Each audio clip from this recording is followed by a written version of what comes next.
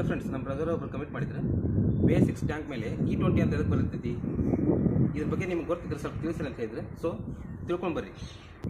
E20 ಅಂತಂದ್ರೆ 80% petrol, 20% ethanol.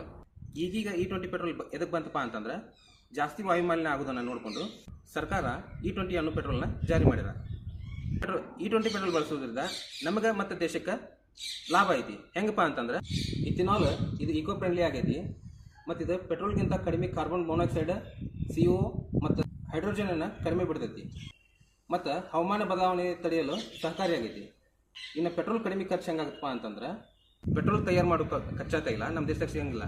So ಇದನ್ನು ಹೊರಗಿನ ದೇಶದಾಗಿಂದ ತರಿಸ್ಬೇಕು. ಪೆಟ್ರೋಲ್ ಜೊತೆ ಇಥನಾಲ್ನ ಮಿಕ್ಸ್ ಮಾಡೋದ್ರಿಂದ ಪೆಟ್ರೋಲ್ ಖರ್ಚು ಕಡಿಮೆ ಆಗುತ್ತೆ.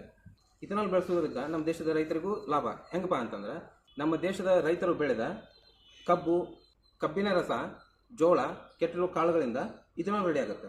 ಸೊ ಇದರಿಂದ ನಮ್ಮ ದೇಶದ ರೈತರು ಇಂಪ್ರೂವ್ ಆಗ್ತಾರ. ಇನ್ನೊಂದು ನೆನಪಿಟ್ಕೋರಿ, E20 ಪೆಟ್ರೋಲ್ ಪ್ರತಿಯೊಂದು ಬೈಕಿಗೂ ಹಾಕಕ್ಕೆ ಬರಂಗಿಲ್ಲ.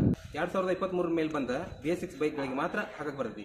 ಯಾವ ಬೈಕಿನ ಟ್ಯಾಂಕ್ ಮೇಲೆ E20 ಅಂತ ಬರೆದಿರ್ತಾರ ಆ ಬೈಕಿಗೆ ಎಷ್ಟು ಹಾಕ್ಬೋದು. ನಿಮ್ಮ ಬೈಕ್ ಪೆಟ್ರೋಲ್ ಟ್ಯಾಂಕ್ ಮೇಲೆ E20 ಸ್ಟಿಕರ್ ಇದೆ ಇಲ್ಲ ಅಂತಂದು ಕಮೆಂಟ್ ಮಾಡಿ. ಈ ಮಾಹಿತಿ ನಿಮಗೆ ಇಷ್ಟ ಆದ್ರೆ ಲೈಕ್ ಮತ್ತು ಶೇರ್ ಮಾಡಿ.